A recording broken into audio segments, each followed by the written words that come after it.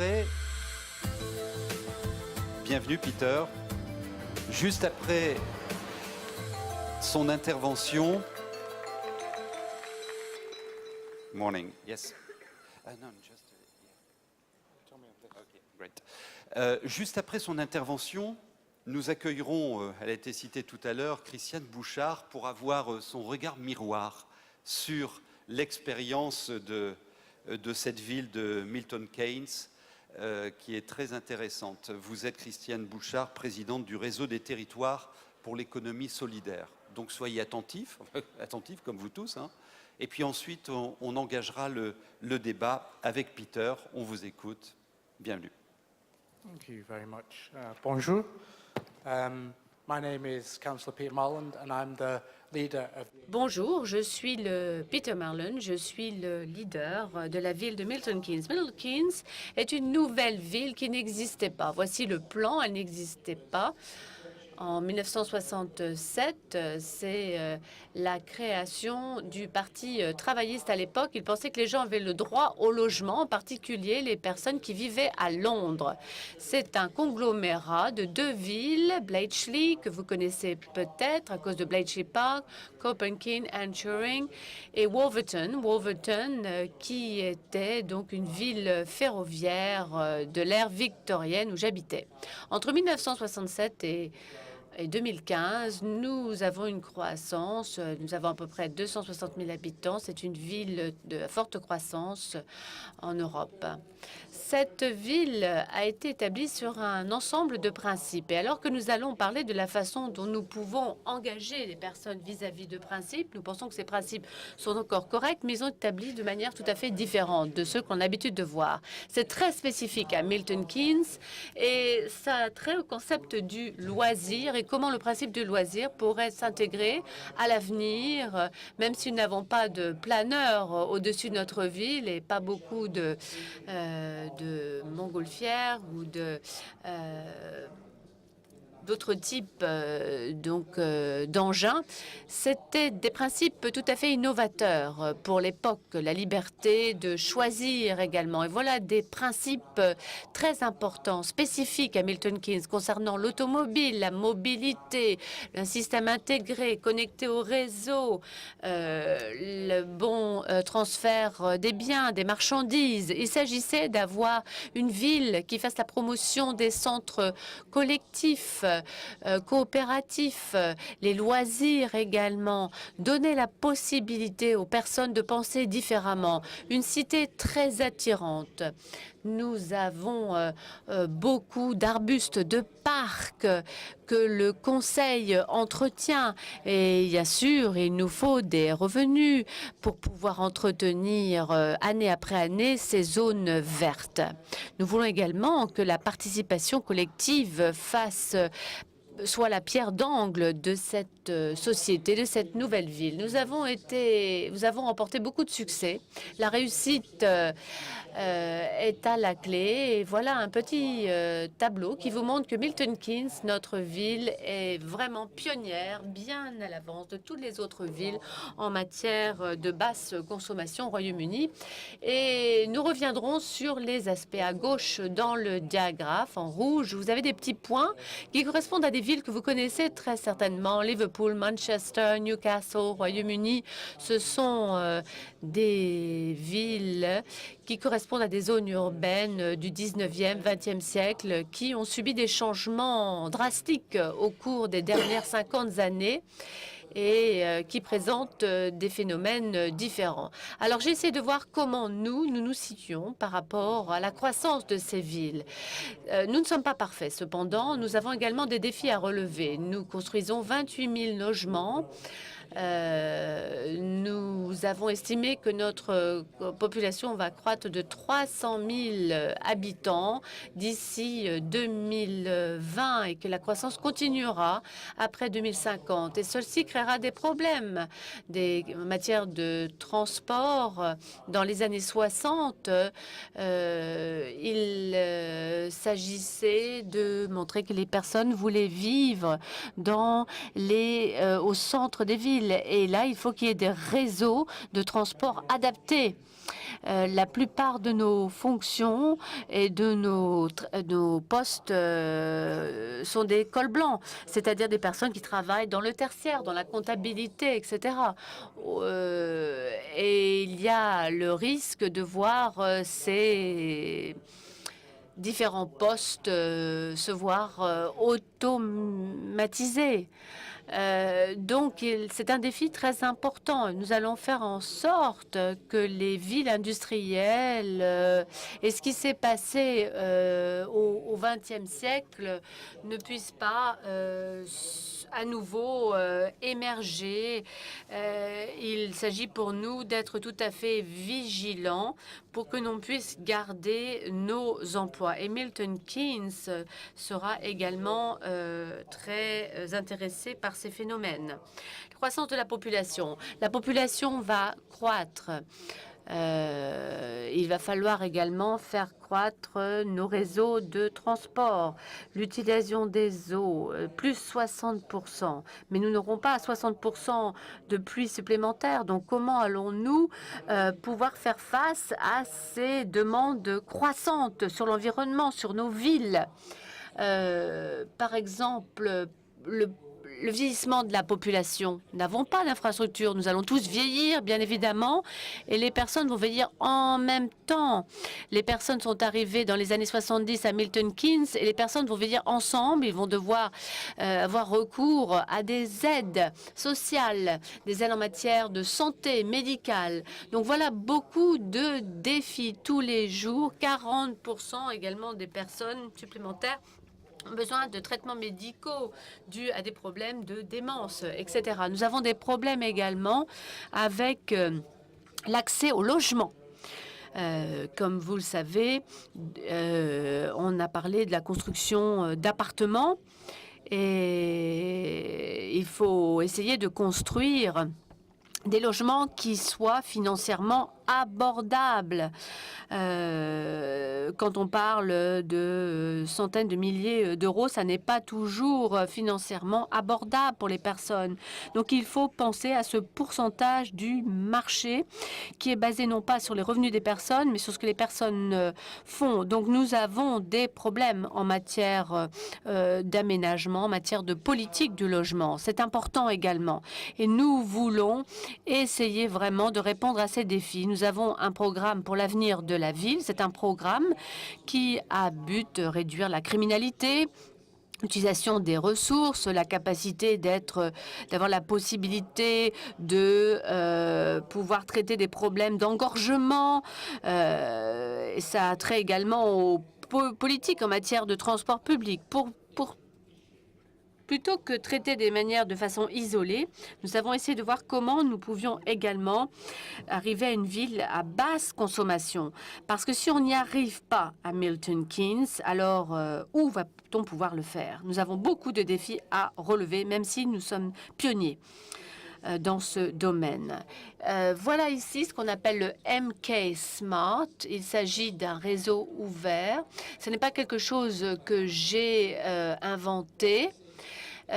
Qui sort de mon chapeau, mais il s'agit d'avoir des données ouvertes que l'on peut collecter dans les toilettes, par exemple, des petits sondages que l'on peut obtenir, des informations qu'on peut collecter dans les parkings, etc., pour inventer des capacités en matière de services, des changements. Ça veut dire que nous sommes tous engagés, nous sommes tous là pour animer la ville du futur. Il faut que l'on se sente responsable. Vous avez une solution, on vous aide à mettre en œuvre la solution, on vous donne le cadre, les données nécessaires pour que les solutions soient mises en œuvre. À vous de vous donner les solutions pour les changements que vous voulez et nous, on vous aidera à changer les choses parce que je pense que c'est l'avenir. On a entendu parler des problèmes, des défis que nous avions vis-à-vis du pouvoir. Eh bien, ici, c'est la même chose. Et voilà mon défi, le défi politique. Milton Keynes, nous avons 57 élus, il y a 19 divisions au service dans la ville, il y a 3 conseillers pour chaque division. Moi, je suis élu par les membres du conseil. Nous avons des élections tous les 3 à 4 ans. Cela veut dire que si à gauche nous voyons qu'il y a 23 membres du Parti socialiste, 23 du Parti conservateur et 14 membres du Parti libéral, nous avons des élections au mai, nous aurons des élections d'ailleurs en mai 2016, l'année d'après, et puis nous recommencerons. Mais comment on peut planifier les choses à long terme lorsqu'on a des élections presque aussi régulièrement et tous les ans? Ça n'est peut-être pas positif en matière de planification durable, mais nous allons vous expliquer comment nous le faisons. Alors moi, je suppose que le Conseil devrait être ainsi à l'avenir. Nous travaillons avec les différents partis. Nous avons décidé de devenir un Conseil coopératif et non pas isolé, cloisonné, parce que je pense que la réussite de Milton Keynes et ce qui s'est passé au cours des 50 premières années peut conduire au succès dans les 50 années à venir. C'est un système qui était basé sur la coopération, qui n'était pas gelé, sur la base d'un commandement, d'un contrôle coopératif. Le 21e siècle doit être ouvert, collaboratif. Il faudra se parler. C'est valable également pour les services, car les services ne peuvent pas continuer à fonctionner comme ils l'ont fait auparavant. Les autorités locales ne peuvent pas continuer à dicter les choses et dire voilà le service auquel vous avez droit, point final. Ma mère a 67 ans. Elle travaillait pour Brian M. Style, qui gérait les Beatles notamment. C'est une génération qui a grandi avec les Rolling Stones, les Beatles, David Bowie. Moi, si je disais à ma mère aujourd'hui, qui a 67 ans, est-ce que tu veux aller dans un centre de retraite où on écoute les violons, etc. Et elle me dirait, dans son meilleur anglais, qu'elle ne veut pas aller dans un tel centre. C'est vraiment ma génération, sa génération veut avoir le choix, ne veut pas se voir imposer un service. Et nous devons pouvoir offrir le choix. En matière de public, en service public. Il faut vraiment changer. Ce que nous devons faire, c'est travailler en collaboration avec le public pour délivrer ces services. Le pouvoir sera partagé plutôt que se voir centralisé. Et il n'y a pas de plus grand défi à relever. Si vous regardez ce qui se passe en Europe et même dans le monde, c'est quelque chose que nous allons devoir mettre en œuvre. Nous avons besoin de partis de centre-gauche. Les partis de centre-droit auront toujours leur fondement. Mais ce que nous voulons dans le monde, au cours des défis auxquels nous avons dû relever, au cours des 10 dernières années, nous voyons que les idées radicales de la gauche, le désir de changer doit vaincre sur la façon dont nous vivons aujourd'hui. Car il est très facile de dire aujourd'hui, moi je veux changer le monde. D'accord, je veux me lever tous les jours, je veux changer le monde. Bon, c'est facile à dire. Mais il faut quand même payer ses factures. Il faut nourrir sa famille. Et ça, c'est le défi du centre-gauche. Parce que si nous ne le faisons pas, nous courons le risque de voir émerger des extrémismes de gauche de droite, comme nous l'avons vu croître en France, au Royaume-Uni, dans toute l'Europe. Voilà le danger auquel nous exposons. Voilà l'idée pour la commission 2050 Milton Keynes. C'est une stratégie à long terme qui reprend ce qui s'est déjà fait en 1967. Et nous, on dit aux personnes quel est le devenir de Milton Keynes d'ici 2050? Comment pensez-vous que notre cité va pouvoir croître? Malgré le fait que nous ayons des élections tous les ans, je pense que nous pouvons néanmoins avoir une feuille de route à long terme pour voir comment nous allons améliorer les choses. Cela ne veut pas dire nécessairement comment nous allons délivrer chaque item de cette feuille de route, mais c'est une feuille de route qui fixe une stratégie. Car lorsque Milton Keynes est sorti de terre en 67, nous avions beaucoup d'usines. Aujourd'hui, elle n'occupe plus que 5% du paysage. L'économie a changé. Mais le programme des années 60 était assez flexible pour que nous puissions nous adapter au changement. Pourquoi? Parce que c'est ce qui se passe. Si on n'est pas assez flexible, Il faut être flexible. Il ne s'agit pas de reproduire toujours le même modèle. Trop de villes au XXe siècle n'ont fait que copier ce qu'elles faisaient. Des cités où il y avait beaucoup de dockers comme Liverpool, Manchester. On peut faire les choses de manière plus efficace. Mais il faut savoir également que le monde changera toujours. On ne peut pas toujours faire la même chose. Les villes doivent être différentes. Londres, depuis l'aube de la civilisation au Royaume-Uni, s'est vue toujours flexible et n'est jamais revenue au passé. Toujours ouverte. Beaucoup de villes en Europe ont un héritage post-industriel. Nous devons nous adapter, changer, penser à ce que nous faisons pour l'avenir. Mais c'est difficile. Ça n'est pas facile. Pourquoi? Parce que nous vivons à une période où les personnes ne veulent pas se voir dicter ce qu'elles veulent faire. Donc le leadership du XXe siècle n'est plus valable. Nous devons dire ce que nous voulons faire. Nous voulons avoir des villes à basse consommation. Nous voulons être durables. Nous voulons changer le monde. Mais en même temps, nous devons le faire pas à pas pour que les personnes puissent voir, juger sur pièce que c'est possible. Ça n'est pas la peine d'avoir une grande vision si les personnes ne perçoivent pas la réalité et les bénéfices de ce qui peut être fait. Car les changements se font de manière pas à pas, au niveau micro. Comment convaincre quelqu'un qui gagne 6 livres 50 par heure que le changement climatique est important? Comment on peut les atteindre? Comment on peut leur faire comprendre que les orages, les tempêtes en Amérique du Sud peuvent être dangereux? Ils éteignent leur lampe de chevet lorsqu'ils sont prêts à s'endormir. Et puis, qu'est-ce qui se passe pour le reste?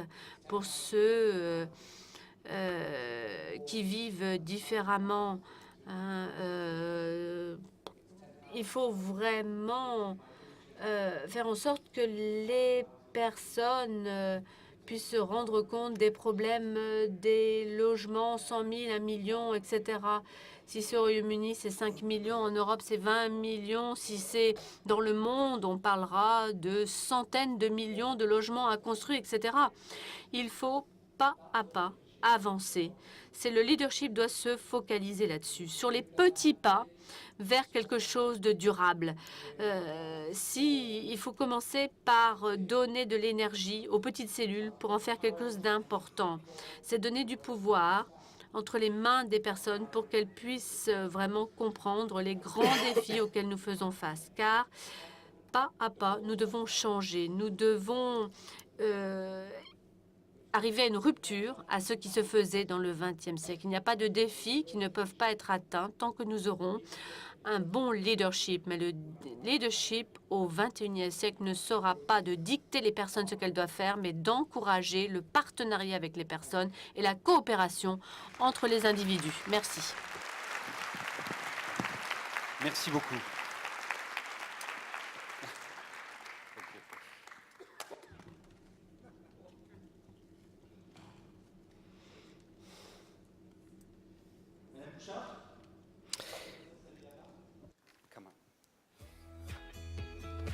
Venez. Come on, Peter.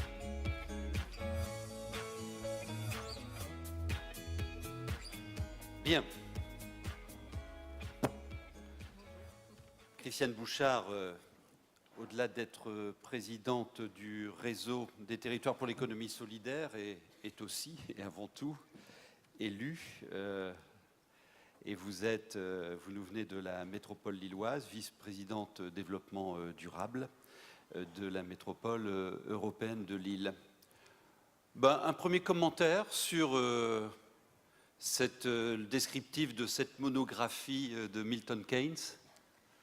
Je pense que ça fait une bonne continuité avec la table ronde précédente. Hein. On retrouve travaux pratiques là. Hein. Voilà, un certain nombre de postures. On nous parle de planifier sur le long terme, donc la question de la durée, la capacité aussi à inventer le changement. Je crois aussi que Aujourd'hui, quand on s'appuie sur des dynamiques effectivement collectives, participatives, citoyennes, il y a des propositions, il y a de l'innovation qui existe et qui peut sortir. Vous avez aussi parlé du rapport au pouvoir et de la posture de l'élu. Et je crois que dans les démarches de co-construction telles qu'on a pu l'aborder précédemment, c'est effectivement des choses qui peuvent être mises en place collectivement et co-portées avec les citoyens, et pas seulement dans une logique de concertation, mais bien dans une logique de co-construction. Donc pour moi, je fais bien le lien effectivement entre ce qui a été dit autour de la transition énergétique et ce qui est porté aujourd'hui par les territoires dans le cadre du développement de l'économie sociale et solidaire notamment. Vous avez entendu Patrick Vivray, j'aimerais qu'on revienne là-dessus, Peter, sur il faut aller au bout de la logique de co-construction. Hein, et j'aimerais que vous nous expliquiez concrètement comment vous avez, le mécanisme de mise en place de la co-construction avec les habitants, les parties prenantes, les acteurs économiques, les acteurs sociaux de la ville. Donnez-nous des exemples de ce que vous avez mis en place et comment, effectivement, c'est ce que disait Patrick tout à l'heure, la matière vient de la base, quoi, et comment les élus la transforment en plan d'action.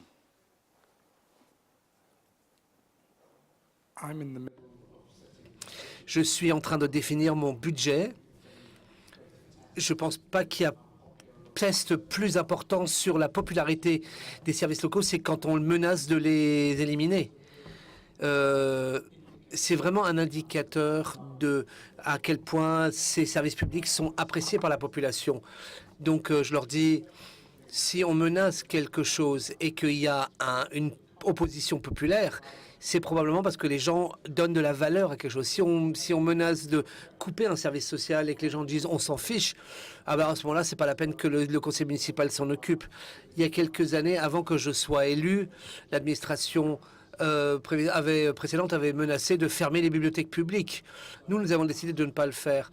Donc l'année dernière, nous avons travaillé avec les communautés locales, avec les volontaires, avec le secteur bénévole associatif, et nous n'avons fermé aucune bibliothèque publique dans la ville. Et nous n'avons pas fait ça pour des raisons budgétaires, mais parce que nous avons regardé en 2020 et on s'est dit, quel sera notre budget en 2020? Et nous pouvons définir un budget fondamental aujourd'hui, et au lieu de dire, demain, ce sera ça, dire, voilà ce que nous voulons entreprendre l'aventure, et nous allons essayer d'adapter le budget pour maintenir le service.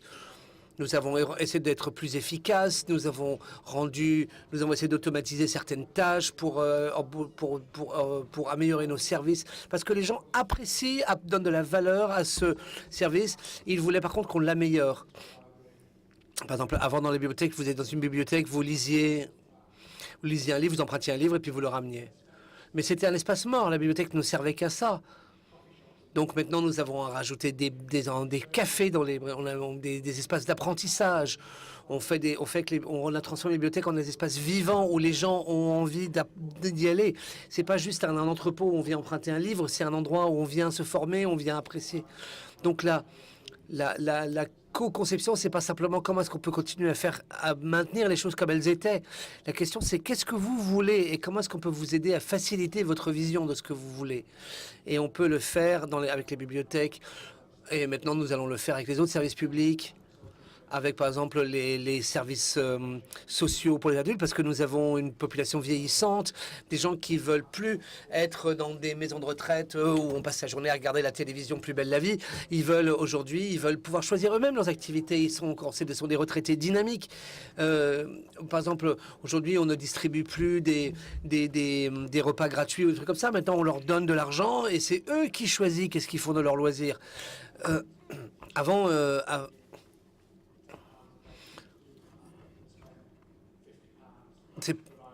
C'est moins cher souvent de donner de l'argent directement que de leur donner que de fournir le service, parce que les gens ont la liberté du choix du service qu'ils peuvent prendre. Et il faut avoir le courage de dire, bon, écoutez, si on n'a pas les moyens de le faire et que ça ne vous paraît pas important, alors on va peut-être le confier à quelqu'un d'autre qui le rendra payant, voire même pourquoi.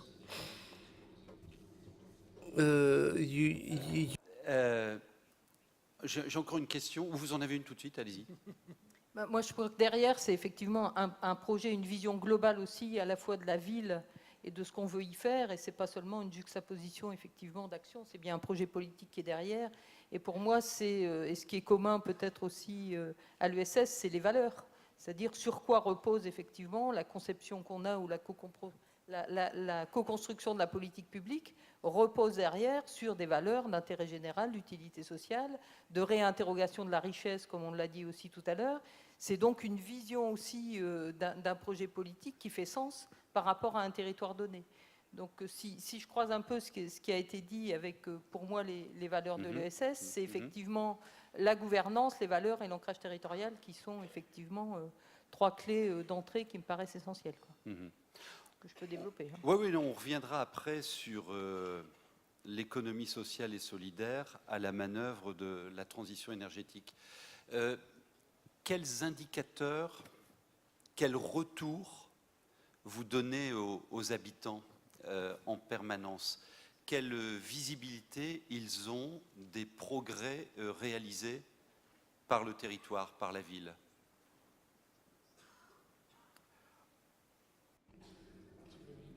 Ça, c'est une question très intéressante, la question de la visibilité. Parce que les gens disent généralement les élections, c'est le résultat de. C'est leur façon de vous dire si vous fonctionnez bien. Mais c'est pas vrai. Parce que il y a souvent des médias qui se concentrent pas sur le trou dans la route ou sur les crottes de chiens dans ce trottoir, mais plutôt sur ce qui se passe en Syrie.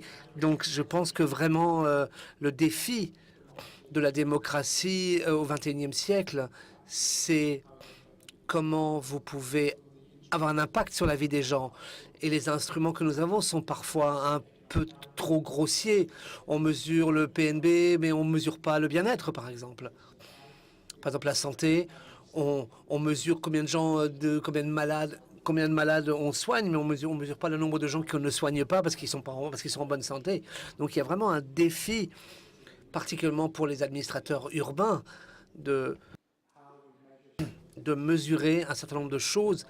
Nous devons vraiment nous concentrer sur la prévention plutôt que sur agir sur les investissements à long terme plutôt que sur le court terme. Et c'est très difficile de mesurer les investissements sur long terme parce qu'évidemment, on verra les résultats que dans 5 ou 10 ans, soit au-delà du calendrier électoral, particulièrement quand on investit dans des points comme les services sociaux, l'obésité infantile ou la lutte contre le diabète. Pour moi, en fait, on est en train de réparer l'avion alors qu'il est en train de voler. Et on est encore en train de régler les questions d'hier et on est déjà en train de penser aux problèmes de demain.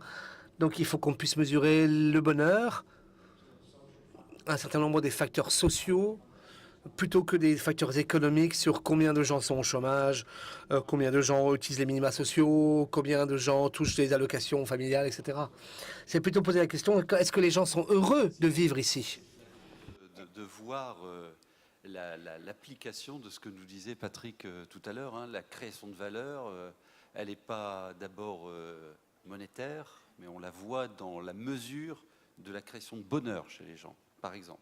Et est-ce que vous avez mis en place des indicateurs spécifiques justement pour ce suivi avec la population localement? Oui, nous avons un atlas social et dans le projet de Smart City, nous avons un site web où vous pouvez, sur l'observatoire de Milton Keynes, où nous collectons toutes ces données et nous les publions faisant un rapport annuel. Nous avons un point avec le secteur associatif qui collecte des signes vitaux et nous publions un rapport chaque année sur ces signes vitaux dans la communauté. C'est fait par une organisation indépendante qui s'appelle la MK Community Foundation, qui est une organisation humanitaire qui publie des points, des indicateurs sur la santé, l'inégalité, les compétences, les lacunes dans les compétences. Et on ne mesure pas exactement de savoir si les gens sont heureux ou pas, mais un certain nombre des choses qu'on mesure nous permettent de voir si les gens vivent bien ou pas, si on regarde les différences de revenus dans les quartiers, est-ce que la mixité sociale, comment les gens, quels sont les... Parce que, par exemple, une des statistiques les plus choquantes sur Milton Keynes, une ville qui a été construite en 67, et que si vous êtes si vous naissez dans les quartiers défavorisés, le Milton Keynes, votre durée de vie moyenne sera de 14 ans plus courte que si vous vivez dans les quartiers affluents, les quartiers riches de la ville. Et c'est une ville qui a été créée il y a 50 ans. On ne parle pas d'une ville du Moyen-Âge ici. Donc ça, ce sont vraiment des statistiques très sérieuses. Et nous mesurons ces facteurs-là parce que c'est important pour impulser notre politique de la ville. Mais aussi les questions on peut mesurer le bonheur des gens.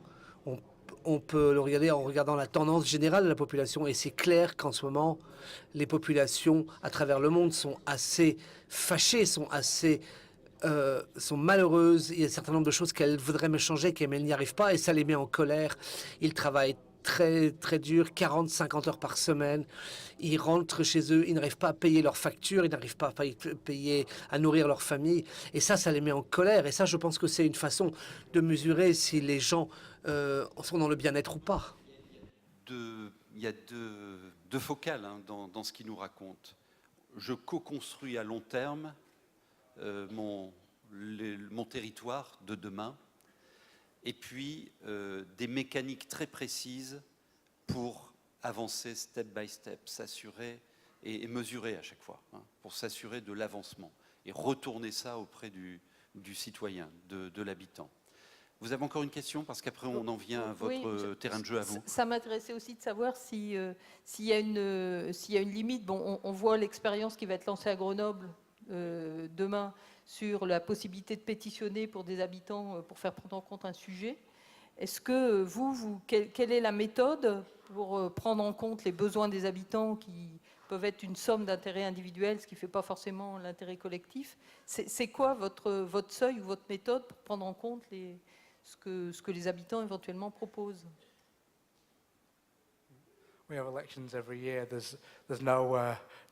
Nous avons une élection chaque année. Donc si les gens ne sont pas contents, ils ont chaque année l'occasion de s'exprimer. Il suffit mais nous avons aussi un conseil municipal extrêmement ouvert dans lequel les gens peuvent pétitionner le conseil municipal. Ils peuvent venir au conseil municipal et ils peuvent formuler une requête qui sera présentée devant le conseil. Une des innovations que j'ai mis en place quand j'étais élu, on a mis en place le conseil des jeunes. On a des représentants des jeunes qui sont en fait et qui doublent chaque élu municipal. Donc chaque fois qu'ils se réunissent, ils peuvent à ce moment-là s'adresser à leur binôme élu municipal et lui présenter les requêtes. Parce que nous avons vu que, par exemple, si on met en place des changements fondamentaux dans les services pour les jeunes ou pour les jeunes adultes, généralement les réunions sont pleines parce que les gens viennent faire entendre leur voix. Et si on ne fait pas attention quand on est un élu, souvent on va s'occuper particulièrement de ces électeurs, les gens qui vont voter pour vous. Et les gens qui ne votent pas pour vous, on va un peu les laisser de côté. Donc je me suis beaucoup efforcé de m'adresser, d'écouter particulièrement les jeunes qui n'ont pas encore le droit de vote et qui souvent on ne les écoute pas parce que justement ils n'ont pas l'occasion de voter. Je pense que ça, c'est vraiment une des questions fondamentales sur comment les politiciens doivent gérer les habitants à l'avenir. Nous avons une ligne Twitter ou Facebook, et pourtant les gens ont l'impression de ne pas avoir le contact avec les hommes politiques. Je me rappelle, j'étais à la radio, et les gens m'ont appelé, ils ont dit vous vivez dans une tour d'ivoire. Et j'ai dit non, moi j'habite pas dans une tour d'ivoire, j'habite dans une maison très endettée, tout comme vous. Et les gens disent si vous êtes élu au Parlement, si vous êtes élu au conseil municipal, immédiatement vous allez être une espèce de noble qui vit dans un palais. Et soudain, vous devenez inhumain, vous devenez inatteignable, vous changez fondamentalement. En fait, c'est pas vrai. Moi, je continue, je vais au travail en vélo, je rentre chez moi, je donne le biberon à mon bébé, je vais me promener avec mon chien, je sors les poubelles. Les gens ont l'impression que quand on est politique, on devient une espèce d'extraterrestre. Et je pense que c'est vraiment un défi de réexpliquer aux gens que non, un homme politique, c'est quelqu'un comme vous et moi. Votre âge? Yeah. Oui. Alors, je vous donne la parole dans une dizaine de minutes, parce que vous avez certainement pas mal de questions à poser à Peter. Juste avant, Christiane Bouchard, sur économie sociale et solidaire, transition énergétique. J'ai l'impression que c'est un binôme qui qui est fait pour s'entendre. Je vous conseille sur le site, vous pouvez donner l'adresse du site de Réseau des territoires pour l'économie Alors, solidaire, c'est RTS. rtes.fr. Bon. Effectivement, on a un certain nombre d'outils de communication. Et On a fait une lettre Alors, sur... une newsletter sur ce sujet, l'économie sociale et solidaire, transition énergétique. Ça vient de sortir, elle est intéressante. Je l'ai regardée hier soir. Je voudrais, vous nous disiez en quelques mots comment ce secteur de l'économie sera au rendez-vous de la création de valeur de la transition énergétique. Je rappelle que vous pesez 11% de l'emploi chez nous, 10% au niveau national. Donc ça vaut le coup de se poser la question, quoi. Bien, j'ai envie de dire, c'est pas il sera, c'est qu'il est depuis très longtemps déjà impliqué dans les enjeux de la transition énergétique qui recouvre à la fois la production d'énergie, mais aussi la lutte contre la précarité énergétique, la mobilité durable, les circuits courts, la finance solidaire. Tout ça, ce sont aujourd'hui des acteurs de l'économie sociale et solidaire qui sont déjà impliqués dans la transition énergétique. Si je donne quelques exemples très concrets, alors je disais tout à l'heure, effectivement, l'économie sociale et solidaire, c'est, et on a été aidé par la loi de juillet 2014, certes des associations, des mutuelles, des coopératives, mais aussi l'ensemble du monde économique qui se retrouve derrière des valeurs, derrière une lucrativité limitée, derrière voilà, un certain nombre de composantes. Donc c'est effectivement, comme vous le dites, un modèle économique à part entière. Et donc derrière les points que j'ai énoncés avant, il existe aujourd'hui des entreprises qui travaillent sous cette forme coopérative. Si je prends l'exemple de la mobilité, par exemple, il y a sur le territoire de la métropole, mais ailleurs aussi en France, des sociétés coopératives d'intérêt collectif qui aujourd'hui permettent de partager l'espace public avec des sociétés d'autopartage. Donc l'intérêt de ce type de statut, c'est qu'effectivement, c'est du multisociétariat qui permet d'avoir une économie plurielle en termes de mixité des ressources. C'est-à-dire, par exemple, si je prends l'exemple de celle de la métropole, c'est construit avec Keolis, groupe de transporteurs économie capitaliste, avec des citoyens qui ont mis de l'argent au capital de cette société et qui s'investissent dans la gestion. Et posture intéressante, depuis la loi aussi, les collectivités peuvent être jusqu'à 50% du capital de ces sociétés. Donc là aussi, posture différente de l'élu et de la collectivité, qui ne sont pas dans des logiques de subvention, mais bien dans des logiques aussi de co-construction du projet économique, de par le fait que ces projets ont une utilité sociale dont on a besoin au niveau des services à la population et au territoire. On pourrait prendre, vous avez cité l'exemple des personnes âgées ou des services de proximité, des services à la personne. Aujourd'hui, l'économie sociale et solidaire porte aussi des réponses innovantes, et c'est aussi une de ses caractéristiques. C'est aussi l'aspect de l'innovation sociale qui est porté au travers de ces projets, qu'il est intéressant à souligner. Sur la production d'énergie, même chose, on a des dynamiques qui existent depuis plus d'une dizaine d'années. Alors les grands énergéticiens, ils ouvrent aussi les portes à ces nouveaux modèles, comme le fait le transporteur, par exemple? Alors ça, je n'ai pas d'exemple très précis, mais si on regarde la SIC en Pays de Vilaine aujourd'hui, qui a aussi mobilisé plus de 700 citoyens pour mettre de l'argent au capital de ce projet. On les aura tout à l'heure. Voilà, ça montre la synergie qu'il peut y avoir aussi entre un territoire, ses habitants, et aussi la recherche, pour faire le lien aussi avec ce que disait Patrick Vivray, la recherche aussi à être dans l'économie réelle et à faire en sorte que son épargne et son argent soient bien revenus au territoire. C'est aussi ce qui est fait d'ailleurs au travers de la TRI, avec le livret du crédit coopératif qui investit aussi dans des projets locaux. On voit bien qu'au travers de ces dynamiques-là, on associe à la fois le territoire, le citoyen, et on est dans l'ancrage territorial. Donc on est vraiment dans des logiques aussi de développement local, et d'un développement local qui répond aux besoins du territoire. Si on voit ce qui est en train de se développer aujourd'hui autour de l'agriculture, que ce soit de l'agriculture urbaine ou de l'agriculture de proximité, le développement des AMAP en est un exemple, c'est-à-dire là aussi, lien direct du producteur au consommateur avec une distribution liée au territoire. Est-ce que vous êtes soucieux, vous aussi, dans votre écosystème, de développer ce type d'économie sociale? Qu'est-ce que ça donne?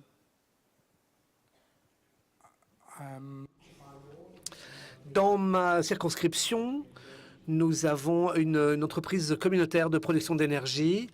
Le gouvernement central, l'année dernière, a défini le tarif subventionné.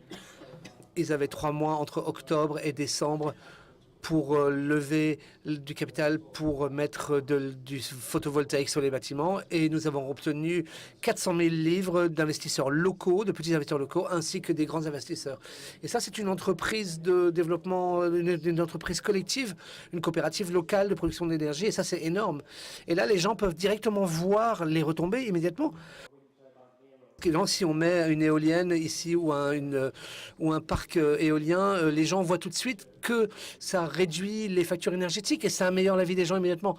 Donc une coopérative de production d'énergie, c'est vraiment très intéressant pour les gens de voir comment les avantages sont immédiatement de la transition énergétique et les changements globaux qui sont obligés de mettre en œuvre pour obtenir des changements. Il y a vraiment une volonté de la part des citoyens de se recentrer sur le local, investir localement, voir les retombées de ce qu'on fait. Aux États-Unis, en Grande-Bretagne, on a des entreprises de construction où on fait des systèmes où en fait on prend un crédit et on prend un crédit avec une entreprise coopérative de construction et l'argent des crédits sert pour prêter de l'argent à des gens qui veulent construire des gens. Donc évidemment, on peut avoir un système circulaire et vertueux au niveau d'immobilier qui permettent à des gens d'accéder à la propriété et de construire des maisons qui sont économes en énergie. Donc on revient vraiment au concept du 19e siècle, la coopérative, la mutuelle, les collectivités ouvrières. On revient vraiment à ces concepts-là et les gens voient tout de suite les retombées intéressantes. Et c'est particulièrement la génération du baby-boom qui probablement avait les meilleures retombées. Ils avaient le meilleur système de sécurité sociale. Ils ont eu les années 70 où ils avaient le plein emploi. Et ces gens-là peuvent aujourd'hui réinvestir une partie de ces avantages qu'ils ont eus ces 30 années pour le bien-être de leurs enfants et de leurs petits-enfants. Question. Allez-y. Qui commence? Qui ouvre le bal? Moi, je vais vous faire réagir. Là, si, pas tout de suite. Oui, madame, allez-y, je vous en prie. On vous donne le micro, juste à côté. Moi, je voulais demander à Monsieur Marland. Vous présentez, s'il vous plaît. Oui, alors je suis Bénédicte Delaveau, je représente une agence rédactionnelle et vidéo spécialisée dans les énergies renouvelables. Et on est là notamment au titre du journal des énergies renouvelables. Me le dites 10 fois. Donc ma question c'était à l'adresse de Monsieur Marland, savoir s'il avait, on imagine que sa fonction d'élu l'occupe à 100% et plus, mais est-ce qu'il avait avant cette fonction une activité professionnelle et est-ce qu'il imagine reprendre une activité professionnelle éventuellement après cette activité d'élu?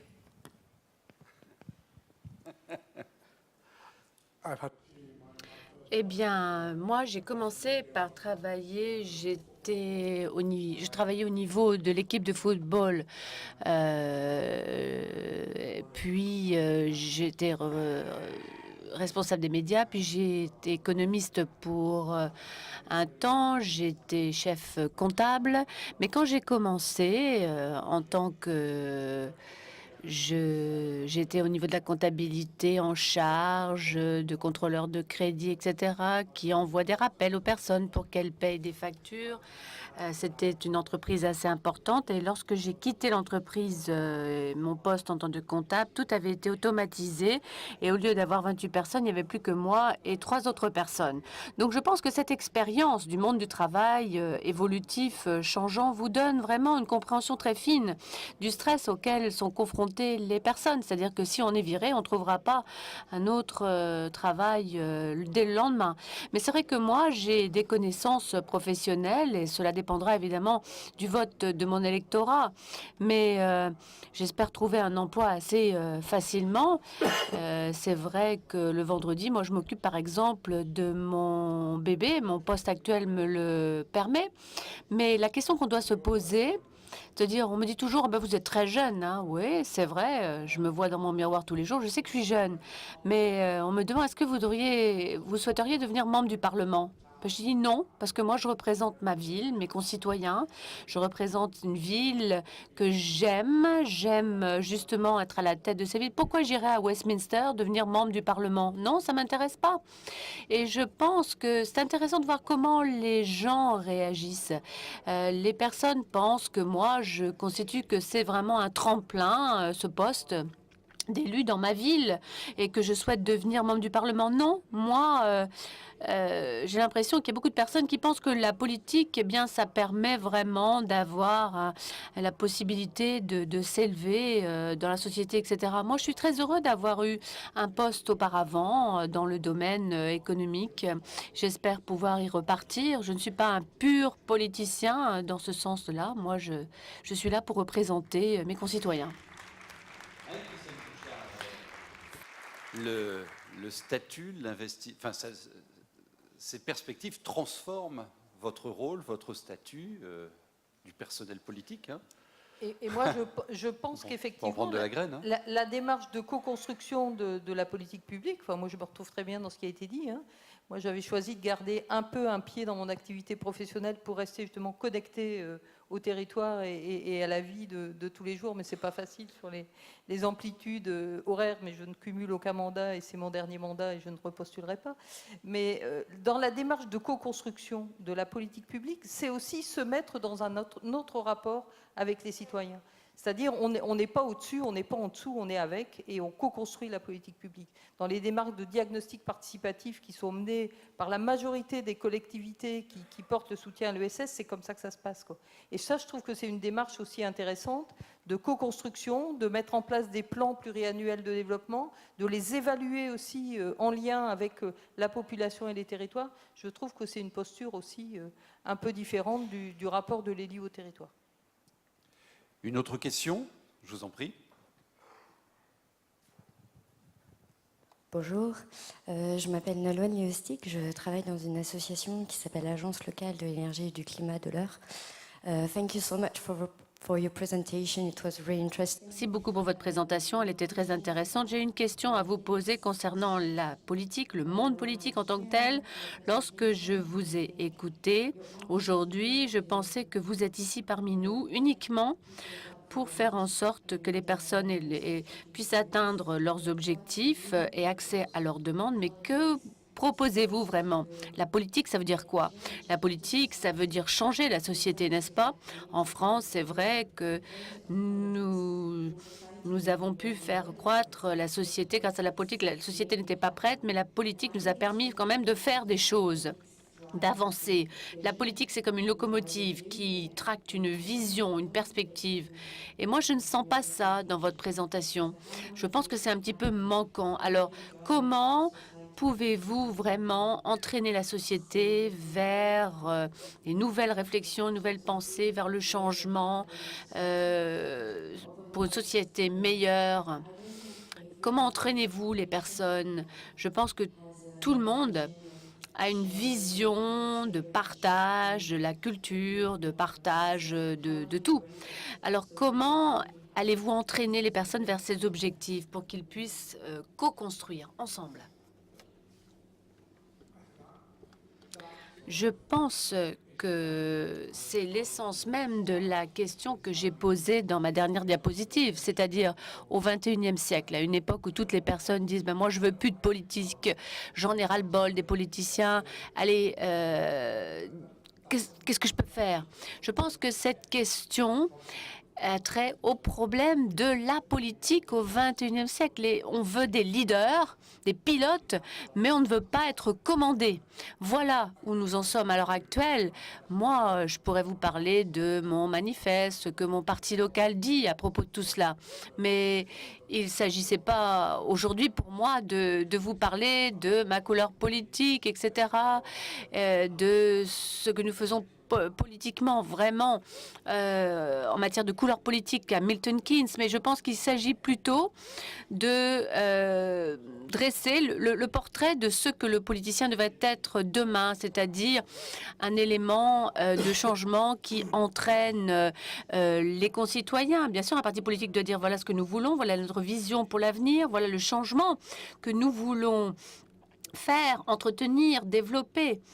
mais ça doit se faire toujours, et ça c'est l'élément important, en coopération avec les hommes, les femmes d'une commune. C'est pour ça que je vous disais que la solution serait le centre-gauche, parce que les personnes veulent que la gauche puisse les entraîner vers un meilleur avenir.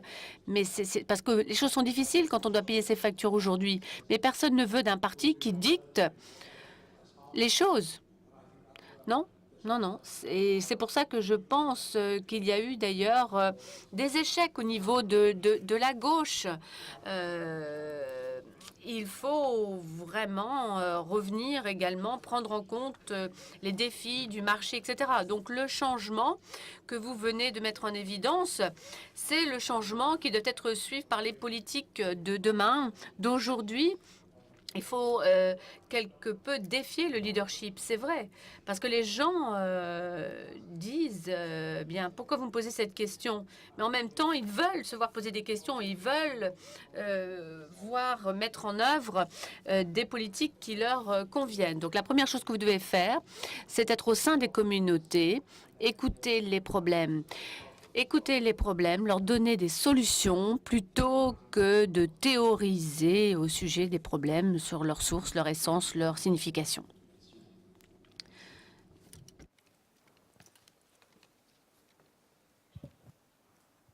Oui, bonjour, Rénal Bavet.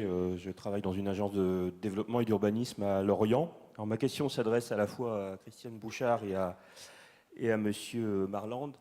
Dans la co-construction de cette vision à long terme des territoires qui doit nous amener à la transition énergétique, que fait-on des experts?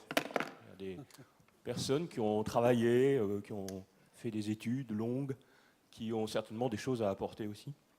Quel poids vous leur donnez? Rassurez-le.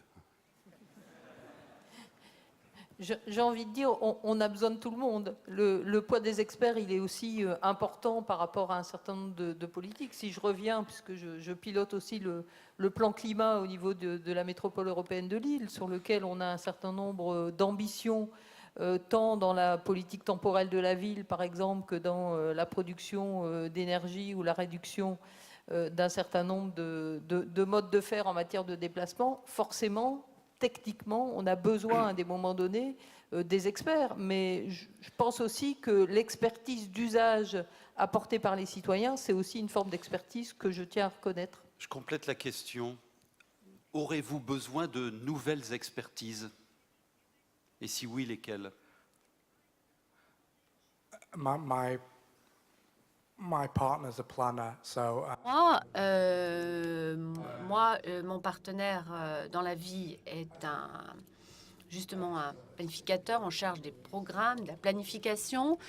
Et là encore, les personnes aujourd'hui ne veulent plus forcément se fier à quelqu'un qui sait tout à l'avance. C'est vrai qu'on a encore des experts qui ont conçu des villes, etc., qui pensaient tout savoir, etc. Il faut être humble dans toutes les professions. C'est valable pour les politiciens, c'est valable pour tout le monde. Au Royaume-Uni, à Milton Keynes, nous avons également la planification de voisinage. Et ça marche parce que ça vous donne l'opportunité de vous adresser à des petites communautés sur les besoins en matière d'aménagement, notamment.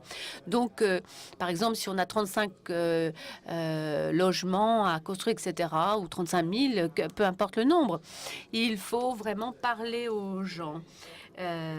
Et en fin de compte, ce qui se passe bien souvent, c'est qu'on se rend compte que s'il n'y a pas de construction de logements, il n'y aura plus de médecins, il n'y aura plus de commerce, il n'y aura plus rien du tout. Donc on écoute tout ça et puis on dit aux personnes, eh bien voilà, s'il n'y a pas de nouveaux logements non plus, c'est vrai que ça peut créer des nuisances, mais vous n'aurez plus tous les services que vous aurez également. Donc il faut parler à toutes et tous.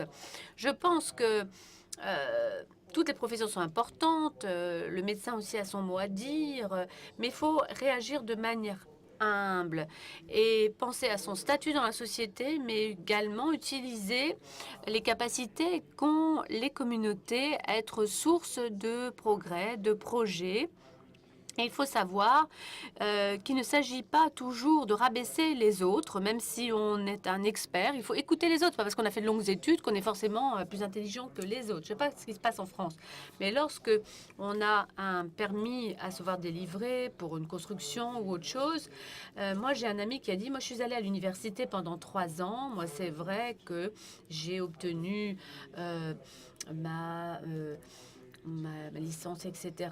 Je continue à me former. Je suis un membre certifié de l'Institut de l'aménagement du territoire, etc.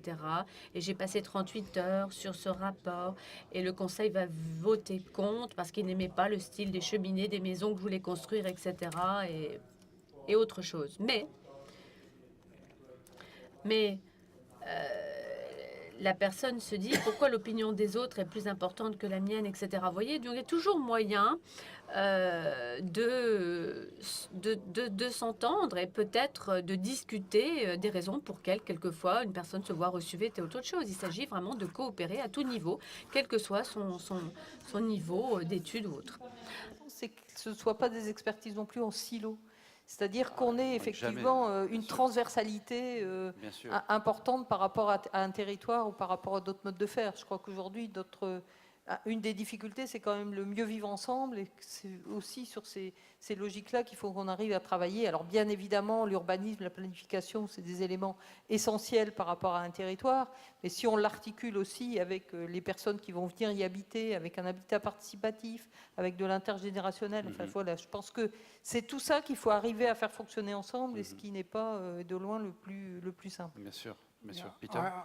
I always say, moi, je dis toujours, on ne construit pas des maisons, on construit des communautés. On construit... c'est pas uniquement des croissances en matière de population, mais on fait croître la société. Si on ne le fait pas, si on se contente de construire des écoles, des routes, des hôpitaux et des endroits où les personnes peuvent vivre, alors on ne crée pas de dynamique. On ne crée pas de vie, mais des boîtes où les gens vivent. Il faut créer la cohésion de la communauté. Il faut vraiment que s'imbriquent les différentes couches de la société. Je pense que nous avons un rôle clé à jouer en cela, parce que nous sommes élus, nous représentons des citoyens, et nous sommes des représentants, nous ne sommes pas les délégués des personnes, mais leurs représentants même. Je pense que c'est une différence. On a tous un rôle à jouer dans la société. Et pendant trop longtemps, en particulier au cours des dernières 30 années, les personnes se sont toujours dérobées à cette responsabilité. Et je pense qu'il faut être plus responsable individuellement sur la façon dont nous vivons aujourd'hui. Et si on agit ainsi, nous aurons vraiment un rôle clé à jouer individuellement dans l'essor de la société. Madame, là-bas. Attendez, je suis là. On m'a passé lui mon micro. Elle est là-bas.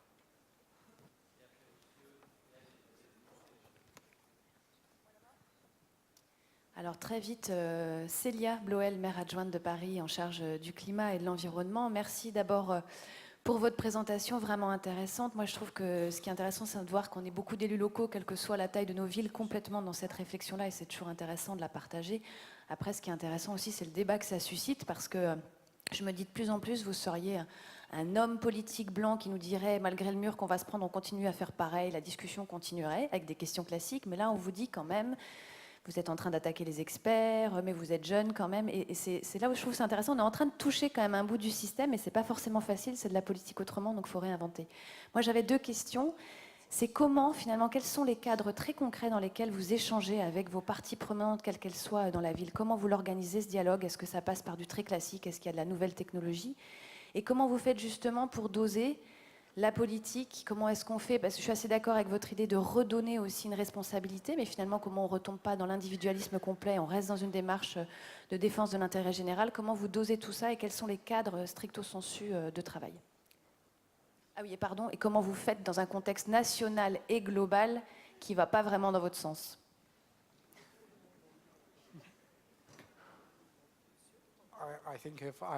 Je pense que si j'avais la réponse à votre question, eh bien, probablement que j'aurais un niveau de réussite beaucoup plus important. Alors, c'est vrai que nous sommes dans une ère de changement, n'est-ce pas? Il y a 20 ans, c'est vrai que nous avons beaucoup de journaux, etc., qui avaient beaucoup de lecteurs, avec une portée très importante. De nos jours, on est dans une société beaucoup plus ouverte. On a Facebook, on a Twitter, on communique. On a le droit de parole, vraiment. Et aux États-Unis, notamment, vous avez le candidat de la droite qui est très, très à droite. Et puis le candidat de la gauche qui est très à gauche. Et les personnes au milieu se demandent, eh bien, ça ne représente pas ce que je suis, ce que je représente. Les personnes ne vont pas au travail tous les jours en passant à la politique. Ils pensent en allant au travail, à leur vie, à leurs soucis. Et nous, en tant que politiciens, on doit se connecter à ce niveau. Parce qu'on dit, ah oui, d'accord, on dit toujours oui, on peut faire ci, on peut faire ça. Mais non, je pense qu'il faut vraiment que nous devions faire une petite minute d'arrêt et de voir comment les gens communiquent ensemble. Et donnant un message unifié sur toutes les plateformes, faire des réunions publiques plus fréquentes, nous engager au sein du public, prendre une tasse de café le matin. Moi, je vais aussi dans les hôpitaux, etc. Moi, c'est vrai que nous, au niveau du parti, ben, on invite les gens à venir me rencontrer. Parce que les gens me voient dans les journaux, on se dit, tiens, c'est un homme politique, mais il a aussi une vie, etc. Donc, j'invite les gens à venir me rencontrer. Moi, je vais frapper à la porte des personnes aussi. Parce que les personnes me disent, ah, il y a une élection qui arrive, c'est pour ça que vous venez? Non, non, non. Bon, d'accord, il y a une élection qui arrive parce qu'on a beaucoup d'élections à Milton Keynes, mais je suis là parce que je suis là pour écouter vos doléances, ce que vous voulez me dire, etc. Donc, ça fait partie d'un nouveau spectre, d'une nouvelle façon de communiquer avec nos concitoyens. Ça ne veut pas dire uniquement être sur une estrade, prendre un microphone et dire voilà ce que nous voulons faire, dicter les choses. Non, non, non. On est là pour écouter, s'enrichir de ce que les personnes ont à nous dire, mais donner aussi une vision, voilà, vers l'objectif vers lequel je veux vous mener, vous porter. Il s'agit vraiment de nourrir notre vision politique des préoccupations, des desiderata des personnes, prendre leur vie quotidienne en compte. Parce qu'on peut toujours parler en termes philosophiques et puis les personnes décrocheront. Mais si vraiment on arrive à ancrer leurs préoccupations, le changement climatique, etc., il faut le faire en communiquant à un niveau qui leur permette de vous comprendre. Il ne s'agit pas, en fin de compte, de jeter une miche de pain dans la poubelle parce que ça va aller dans les centres d'enfouissage et ça va coûter également, on va produire des déchets, etc. Vous voyez, il ne suffit pas comme ça de faire les choses d'un coup de baguette magique. Non, c'est un travail de fond qu'il faut effectuer. I'm very sorry, I'm the timekeeper. It's already 11:10, so we now need to start a new friend for your mom, Peter. Look at that, look at that. Your mother would be happy. Let's focus here on the screen. Here we go. No, not this, not the badge. You seen that? The Beatles. Another fan. So anyway, we'll see you again tomorrow at the end of the morning at the elected member forum about the European commitments to be taken by territories. Thank you to the two speakers. Thank you, Peter. Thank you, Christine Bouchard, for playing the game and for that discussion and debate. So a city without a car, is it possible? Yes. The answer is yes. Can it last? Yes. Provided that we can invent it with the inhabitants. Answer at 11:30. See you then. Bye-bye.